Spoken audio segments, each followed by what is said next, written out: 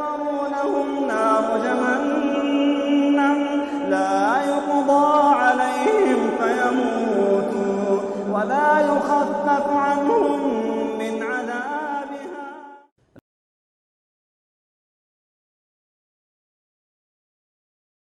محترم حاضرین مجلس، اللہ رب العالمین کے توفیق سے ہم لوگ یہاں پر نماز کا طریقہ،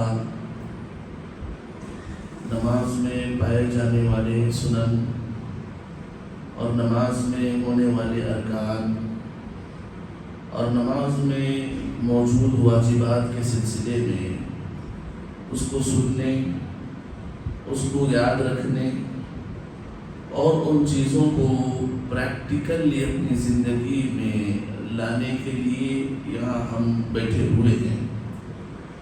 اللہ رب العالمین سے دعا ہے کہ اللہ رب العالمین جس طرح ہم یہاں بغیر دنیاوی مقصد کے صرف نماز سیکھنے کے لیے جو یہاں بیٹھے ہوئے ہیں، اللہ رب العالمین اپنے فضل سے، اپنے کرم سے ہمیں جنت میں بیسی مجلس نصیب فرمائے۔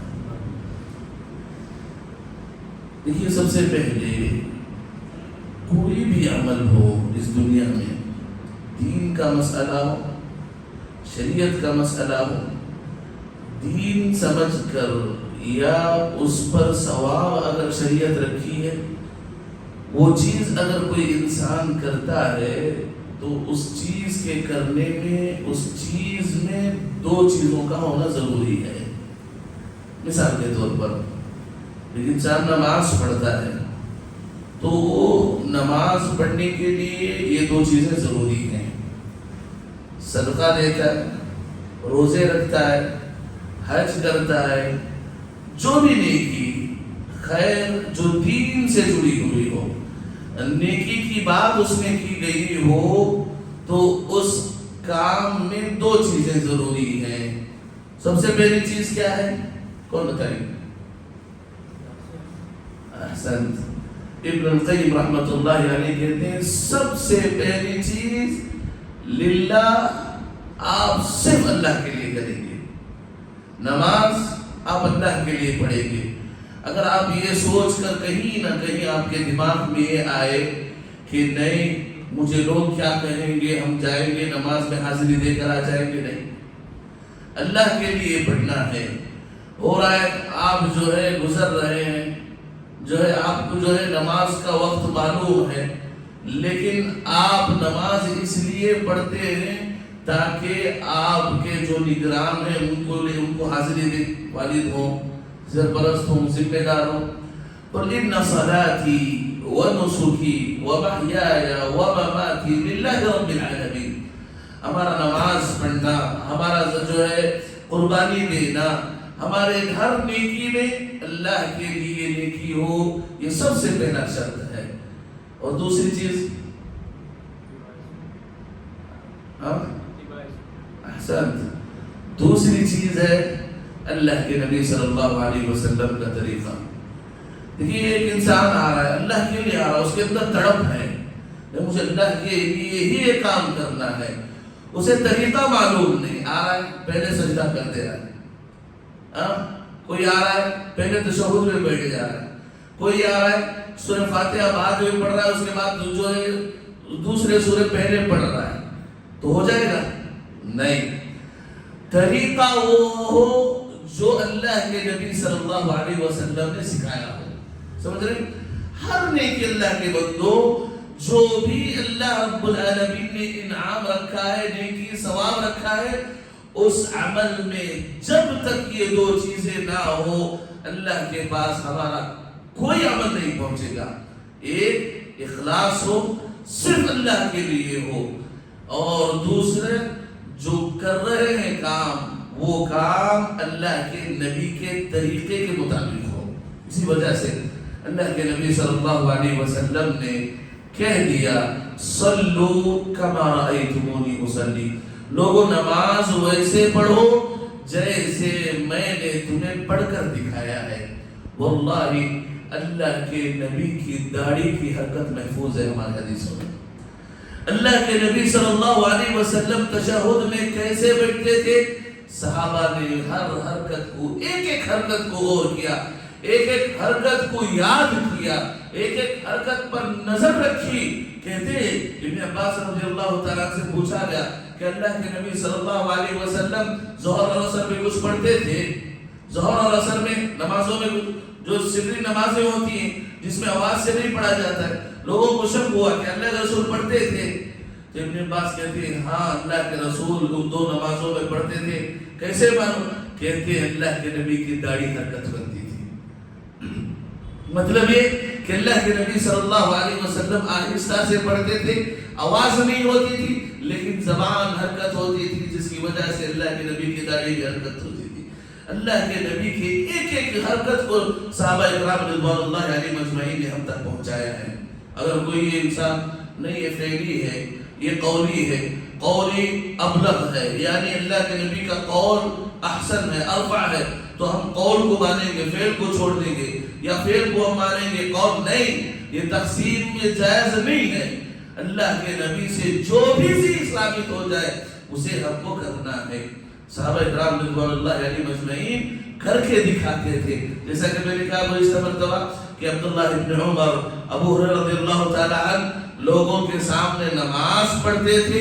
مکمل نماز اللہ کے نبی کے طریقے سے پڑھ کر کہتے کہ یہ وہی نماز ہے جس کو میں نے اپنے آنکھوں سے نبی کو پڑھتے ہوئے دیکھا، نبی کو پڑھتے ہوئے دیکھا. تو لہذا سب سے پہلی چیز جو نماز کے لیے ضروری ہے وہ ہے وضو ہے. تو یہ شرط ہے. اگر انسان بغیر وضو کے نماز پڑھتا ہے تو اس کی نماز نہیں قبول ہوتی، اس کی نماز قبول نہیں ہوتی. تو مطلب یہ کہ آپ کے نماز پڑھنے کے لیے وضو کا ہونا شرط ہے، شرط ہے. انشاءاللہ آگے آئے گا شرط اور رکن میں کیا فرق ہے، آگے آئے گا. تو آج اس مختصر وقت میں آپ لوگوں کے سامنے وضو کا مختصر طریقہ بتاؤں گا. اللہ رب العالمین نے کہا یا ایھا الذین آمنوا اذا قمتم الى الصلاة فاغسلوا وجوهکم وأيديكم إلى المرافق وامسحوا برؤوسكم وأرجلكم إلى الكعبين. اللہ نے کہا اے مسلمانوں، اے ایمان والوں، جب تم نماز کے لیے کھڑے ہو جاؤ تو تم اپنے فاغسلوا وجوهکم، تم اپنے چہروں کو دھو، وأيديكم إلى المرافق، اور تم اپنے ہاتھوں کو کوہنیوں تک دھو، وامسحوا برؤوسکم، اور تم سر کا مسح کرو، وارجلکم الی الکعبین، اور تم پاؤں کوہنی پاؤں گھٹنوں تک دھویا کرو. ذرا دیکھیے یہ جو حدیث قرآن میں جو چیزیں آئی ہیں، علماء نے ان چیزوں کو ارکان کا نام دیا ہے.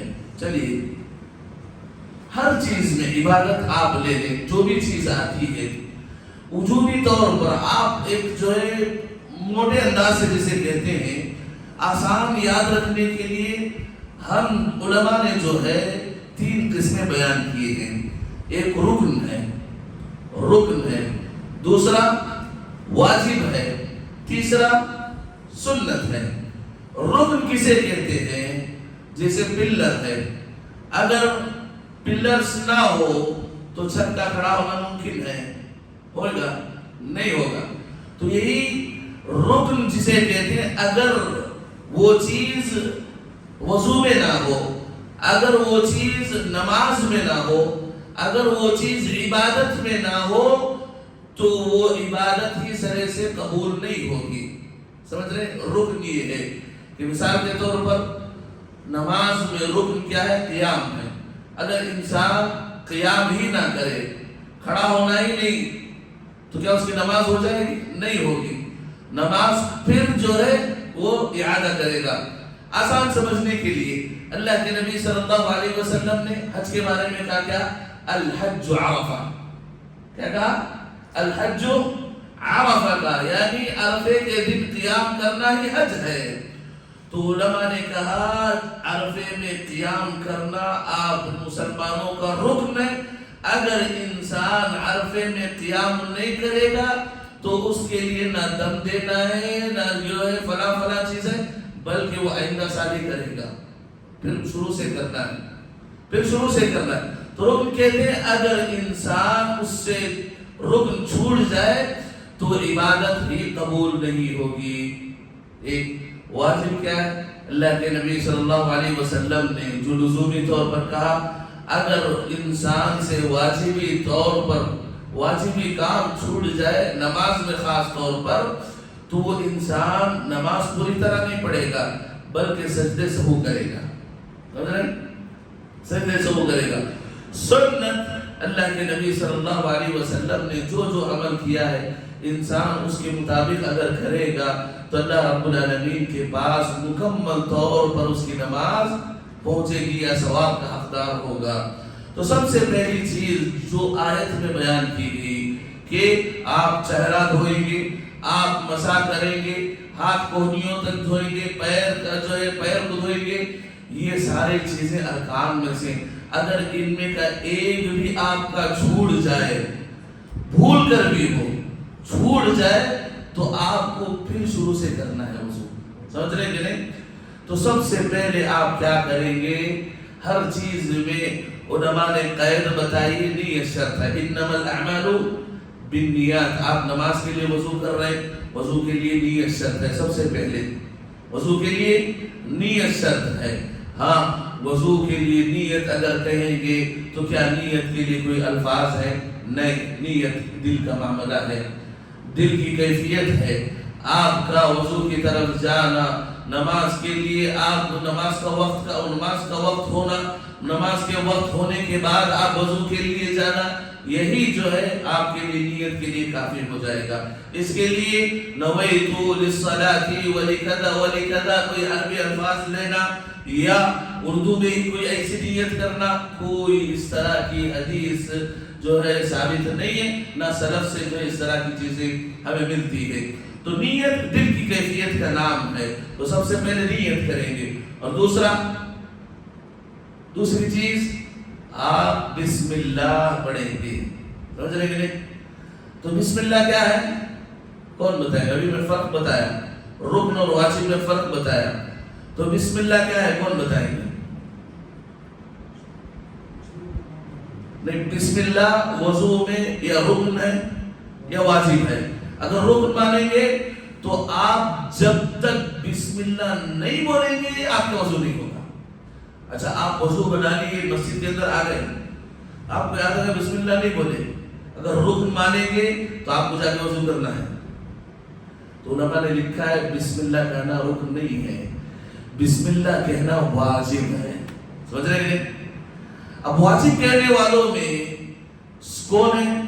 امام احمد بن حنبل رحمۃ اللہ علیہ کہتے ہیں کہ وضو میں بسم اللہ کہنا واجب ہے. سمجھ رہے ہیں؟ واجب کا مطلب کیا ہے؟ اگر آپ کر رہے ہیں تو ثواب ہے، چھوڑیں گے تو گناہ ہے.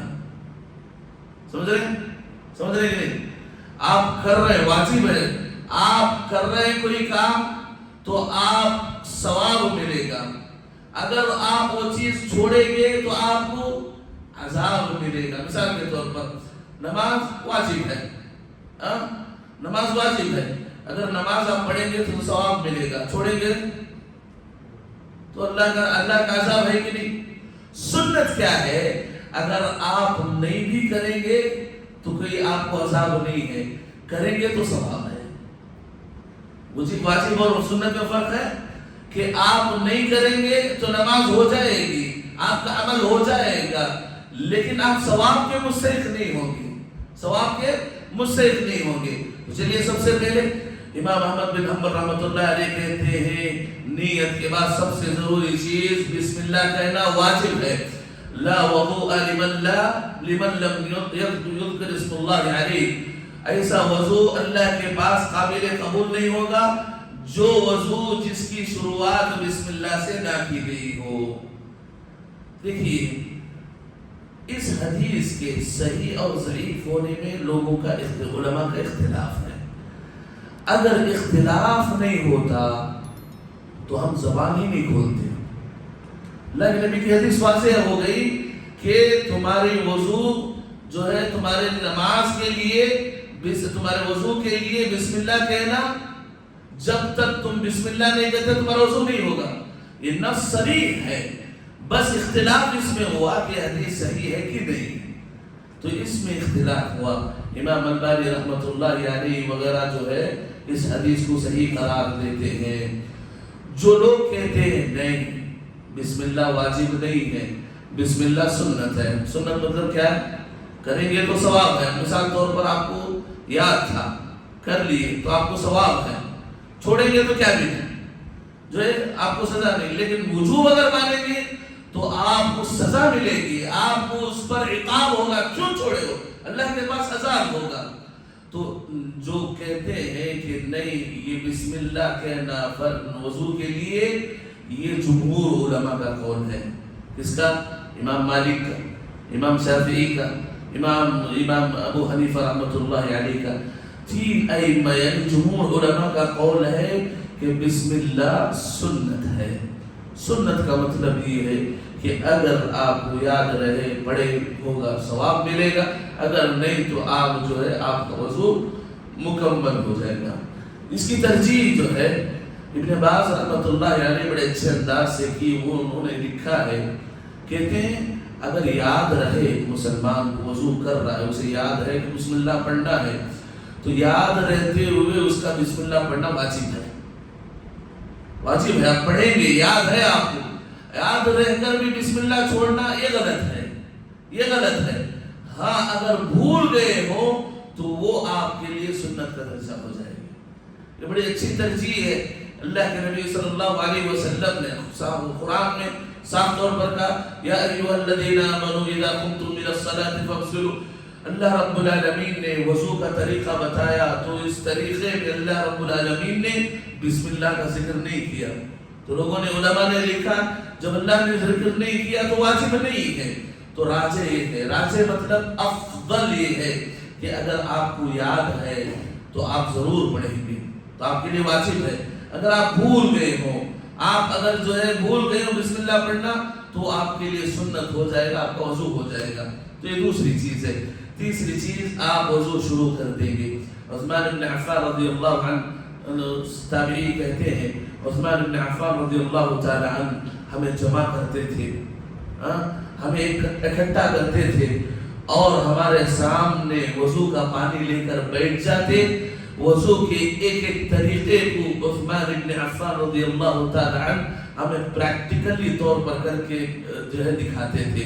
کہتے کہ ہم نے دیکھا کہ عثمان بن عفان رضی اللہ عنہ سب سے پہلے شروعات ہاتھ دھونے سے کی، ہاتھ دھونے سے کی. تو ہاتھ آپ دھوئیں گے کوہنیوں تک اور آپ جو ہے ہاتھ دونوں ہاتھوں کے درمیان خلال کریں گے. خلال کا مطلب آپ جو ہے تاکہ پانی مکمل طور پر جو ہے کوہنیوں تک پہنچ جائے.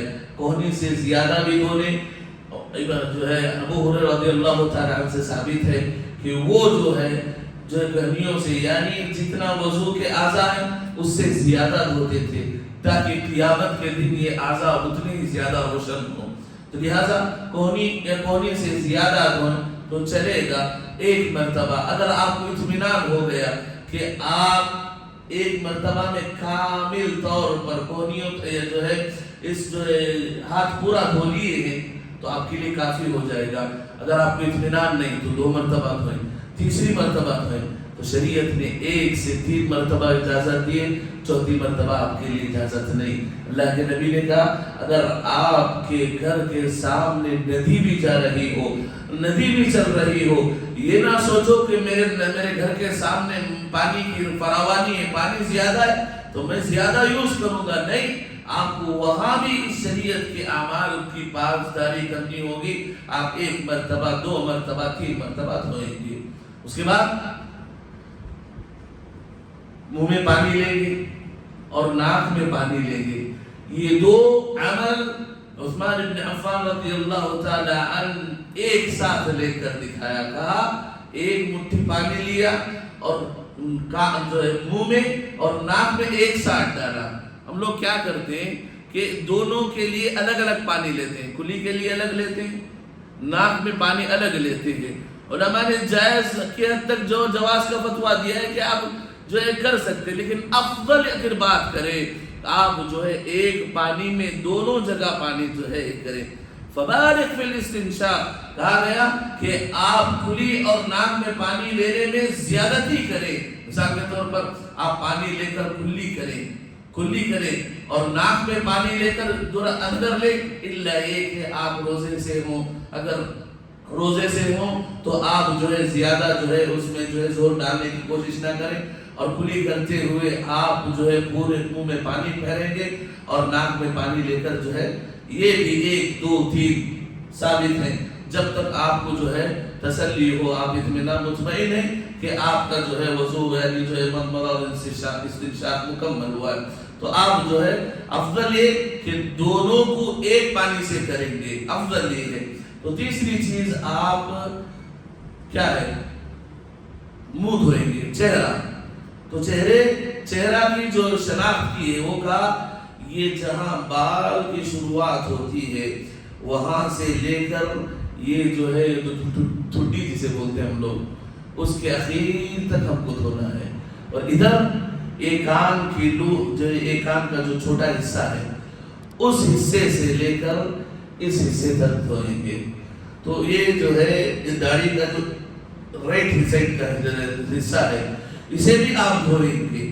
اگر آپ کی داڑھی گھنی ہے تو آپ ضروری طور پر خلال کریں گے تاکہ آپ کا پانی، وضو کا پانی اندر تک اچھی طرح پہنچے. لہذا اس کے بعد منہ 1 2 3 آپ ضرور دھوئیں، اور اس کے بعد آپ جو ہے ہاتھ سے پانی لے کر اوپر سے نیچے کی طرف بہائیں گے. کیسے؟ اغسلوا وجوہکم وَأَيْدِيَكُمْ إِلَى الْمَرَافِقِ. اللہ نے کہا إِلَى الْمَرَافِقِ. إِلَى کہتے ہیں آپ کو پانی لینا ہے، اوپر سے بہانا ہے تاکہ اوپر سے پانی نیچے کی طرف آئے. یہ افضل ہے. آج ہمارے پاس نل وغیرہ ہے تو ہم کیا کرتے ہیں، سب سے پہلے ایسے پانی ڈالتے ہیں، سمجھ رہے ہیں، ایسے دھوتے ہیں. افضل یہ کہ آپ پانی لے کر جو ہے آپ اوپر کی طرف بہائیں، نیچے کی طرف بہائیں. تو نیچے کی طرف بہائیں. اس سے ضروری چیز یہ ہوتی ہے کہ اگر کوئی یہ سوچے کہ ہم وضو سے پہلے، وضو کرنے میں سب سے پہلے شروعات کہاں سے کی، ہاتھ سے کی، تو ہم ہاتھ دھو لیے، یہاں سے وضو کرنا ہے، جو ہے ہاتھ منہ دھونے کے بعد یہاں سے کرنا نہیں، یہ ہاتھ بھی شامل ہے. یعنی یہ جو ہاتھ کا جو اگلا حصہ ہے وہ بھی آپ دھوئیں گے. مثال کے طور پر آپ وضو کا پانی لیں گے تو آپ یہاں سے ایک کوہنی تک دھوئیں گے، کوہنی بھی شامل ہے، کوہنی سے اوپر تک آپ کو پانی جانا ہے، تو آپ اوپر سے نیچے بہائیں گے. اور اسی طرح 1 یا 2 یا 3 مرتبہ. اور اس کے بعد یہ جو ہے لیفٹ ہینڈ ہے آپ اسے اس سے بعد جو ہے دھوئیں گے. اور اس کے بعد سر کا مسح کریں گے. سر کے مسح کے سلسلے میں علماء نے لکھا ہے، امام شافعی رحمۃ اللہ علیہ کے علاوہ جمہور علماء کا قول ہے آپ سر کا مکمل مسح کریں گے. سر کا مکمل مسح کریں گے. اگلی جہاں آپ کے بال شروع ہوتے ہیں وہاں سے آپ شروعات کریں گے، مکمل جہاں آپ کے بال ختم ہوتے ہیں یہاں وہاں تک لے جائیں گے. جیسے آپ لے گئے ویسے ہی واپس لائیں گے. اچھا، یہاں پر علماء نے لکھا کہ آپ کو کان کا مسح کرنے کے لیے دوسرا پانی لینا ہے یا نہیں، تو کہا گیا دوسرا پانی بھی لے سکتے ہیں یا اسی پانی سے بھی کر سکتے ہیں. افضل یہ ہے کہ آپ اگر دوسرا پانی لے لیں گے تو آپ اختلاط سے خارج ہو جائیں گے، مسئلہ ہی ختم ہے. دوسرا پانی لے لیں گے، افضل ہے کہ آپ دوسرا پانی لے لیں. تو آپ مثال کے طور پر مسح کیے سر کا، پھر سامنے رہے، پھر جو ہے کچھ چھینٹے لے لیے، اس کے بعد شہادت کی انگلی آپ کان کے اندر ڈالیں، اور جو ابہام جسے جو ہے انگوٹھا کہتے ہیں اس کو کان کے پیچھے سے دہرائیں گے. یہ سر کا مسح اور کان کا مسح ہوا. لوگ گردن کا مسح کرتے ہیں، کیا مسئلہ ہے؟ تو بہت سارے علماء نے لکھا ہے کہ اس کی کوئی سند نہیں ہے. گردن کا مسح اس کی کوئی سند نہیں ہے، کسی صحابی سے یہ عمل ثابت نہیں ہے، تو لہٰذا ہم وہ چیزیں نہیں کریں گے جس کو اللہ کے نبی نے نہ کیا ہو نہ صحابہ نے کیا ہو۔ تو آخری چیز آپ پیر دھوئیں گے، پیر کے سلسلے میں بھی دیں وَأَرْجُلَكُمْ إِلَى الْكَعْبَيْنِ، آپ پیر بھی پانی بہائیں گے تو اوپر سے بہائیں گے، تو آپ جو ہے نل کے سامنے کھڑے ہو کر پہلے پیچھے سے دھونا یہ افضل طریقہ نہیں، ہو جائے گا، وضو ہو جائے گا، لیکن آپ کا اوپر سے پانی بہانا اور پانی بہاتے ہوئے آپ کا انگلیوں کے درمیان خلال کرنا اور آپ کا گھٹنے سے اوپر تک پانی بہانا، یہ ضروری چیزیں ہیں۔ یہ وضو کا مختصر سا طریقہ ہے۔ اس کے علاوہ علماء نے 3 چیزیں بیان کی ہیں، وہ کیا ہے؟ وضو کے لیے آپ موالات شرط ہے۔ مثال کے طور پر موالات کیا ہے؟ آپ جو بھی عمل کر رہے، ہاتھ دھو رہے، کلی کر رہے، چہرہ دھو رہے، مسح کر رہے، تو وہ آپ پے در پے کریں گے، پیچھے پیچھے کریں گے۔ مثال کے طور پر آپ جو ہے ہاتھ دھو رہے تھے، ہاتھ دھو لیے، بسم اللہ بول کے ہاتھ دھو لیے، کلی اور ناک میں پانی لے لی، کوئی باہر سے آئے، آپ باتیں کر کے بیٹھ گئے، کیسے ہم سب ٹھیک ٹھاک سب باتیں کر کے بیٹھ گئے، تو اتنی دیر بیٹھ گئے کہ آپ کے اعضاء جو ہاتھ یا جو بھی دھوئے ہوئے ہیں اس کا پانی سوکھ گیا ہے، تو علماء نے لکھا ہے کہ پھر آپ شروع سے دھوئیں گے۔ یہ نہیں کہ ہم 2-3 چیزیں دھو لیے تھے، نہیں، پھر وہاں سے نہیں، آپ کے اعضاء وضو دھو لیے گئے، دھونے کے بعد آپ موالات کی شرط کو نہیں اپنائے ہوئے تو آپ شروع سے وضو کریں گے، سمجھ رہے ہیں؟ آپ شروع سے وضو کریں گے، یہ سب سے پہلی چیز ہے۔ اور دوسری چیز یہ ہے کہ آپ جیسے ہی وضو ختم کریں گے کون سی دعا پڑھیں، کون بتائیں گے؟ صحیح مسلم کی روایت ہے، اللہ کے نبی صلی اللہ علیہ وسلم نے فرمایا، یہ چھوٹی چھوٹی چیزیں ہیں، اللہ کے پاس ہمیں محبوب بناتی ہیں، اللہ کے پاس ہمیں جنت کا حقدار بناتی ہے۔ اللہ کے نبی صلی اللہ علیہ وسلم نے فرمایا، جو وضو کرتا ہے، وضو کے اعضاء کو مکمل دھوتا ہے، دھونے کے بعد جب یہ دعا پڑھتا ہے، تو جب یہ دعا پڑھتا ہے، صحیح مسلم کی روایت ہے، اللہ کے نبی نے فرمایا اس دعا پڑھنے کی وجہ سے اللہ رب العالمین جنت کے 8 دروازے اس کے لیے کھول دیتا ہے۔ دعا پڑھنے کی وجہ سے جنت کے 8 دروازے اس کے لیے کھول دیتا ہے، اور وہ جنت کے 8 دروازوں میں سے جس میں چاہے، جس باب کو، جس دروازے سے جنت میں داخل ہونا چاہے وہ داخل ہو سکتا ہے۔ تو کون سی دعا ہے، کون بولے گی؟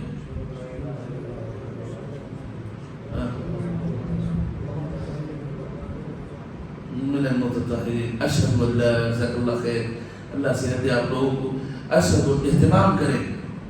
ہم لوگ یا جلدی میں ہوں یا کہیں بھی ہوں تو ہم لوگ ان دعاؤں کا اہتمام چھوڑ دیتے ہیں۔ دعا ہی سے ہماری زندگی بنتی ہے، جنت بنتی ہے، جنت کے احترام ہم ہوتے ہیں۔ اشہد ان لا الہ الا اللہ واشہد ان محمد عبدہ ورسولہ اللہم اجعلنی من التوابین واجعلنی من المتطہرین۔ بعض احادیث میں سنن ترمذی اور سنن بعض روایتوں میں آیا سبحانک اللہم و بحمدک اشہد ان لا الہ الا انت استغفرک و اتوب الیک۔ یہ بھی ثابت ہے، یہ بھی ثابت ہے۔ ابن القیم رحمۃ اللہ علیہ زاد المعاد میں نقل کیے ہیں، اللہ کے نبی نے ایک اصولی طور پر آپ اپنے دلوں پر لکھ کر رکھیں کہ اصولی طور پر صرف وضو میں اللہ کے نبی نے ہمیں صرف بسم اللہ سکھایا اور آخر میں دعا سکھائی۔ درمیان میں سیدھے ہاتھ ہوتے ہوئے کہنا کہ اللہ ہمیں جنت دے تو سیدھے طرف کی دے، یا اللہ ہمیں، بعض روایتوں میں ثابت ہے، ضعیف ہے، ثابت نہیں، اجماع نقل کیا ہے زاد المعاد میں امام نووی رحمۃ اللہ علیہ اپنی کتاب اذکار میں کہ اللہ کے نبی نے وضو کے سلسلے میں بسم اللہ اور اشہد ان لا الہ الا اللہ اشہد ان محمد رسول اللہ اللہم اجعلنی من التوابین واجعلنی من المتطہرین سبحانک اللہم وبحمدک اشہد ان لا الہ الا انت استغفرک واتوب الیک۔ ان دو دعاؤں کے علاوہ کوئی دعا ہمیں ملتی نہیں، نہ صحابہ سے ہمیں ملتی، نہ تابعین، نہ تابع تابعین، نہ سلف سے ہمیں جو ہے ان دو دعاؤں کے علاوہ ملتی ہیں۔ تو یہ دعا کا مختصر، وضو کا مختصر طریقہ ہے کہ آپ لوگ اسی طریقے سے وضو کرنے کی کوشش کریں۔ دیکھیے دل میں तड़प रखे कि हमारा अमल वही हो जो अल्लाह के नबी किए हों। वल्लाही अगर इन अमाल में थोड़ा ऊंच नीच होती भी है, अल्लाह नीयतों के हिसाब से हमें पूरा मुकम्मल सवाब देगा। नीयत तो रखनी चाहिए कि हम करेंगे वही अमल जो नबी का तरीका था, जो नबी का अमल था, जो नबी का मनहज था, जो नबी का जो तरीका था।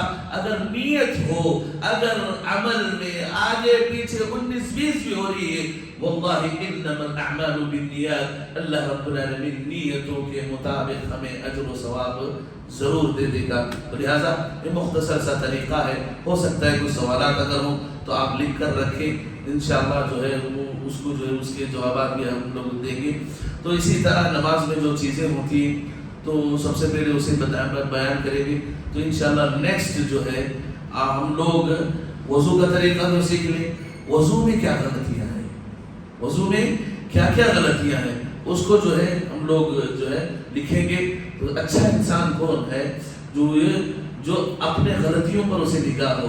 तो ये अच्छी चीज़ है कि हम सही चीज़ सीख लें, गलती ना मालूम हो। इसी वजह से हुज़ैफा बिन यमान रज़ियल्लाहु तआला अन्हु कहते हैं, लोग सारे नेकियों के बारे में पूछते थे, मैं फितनों के बारे में पूछता था ताकि इन फितनों से मैं बच जाऊं। बुराई मालूम करें, बुराई को गलती को मालूम करें ताकि उन बुराइयों से, उन गलतियों से बच जाए। बहुत सारे गलतियां हैं सुभानअल्लाह जिस पर किताबें लिखी गई हैं। इंशाअल्लाह आइंदा दर्स में हम सीखेंगे कि वज़ू में हमसे क्या क्या गलतियां होती हैं। देखिए अल्लाह के लिए मजलिसों को गनीमत समझे।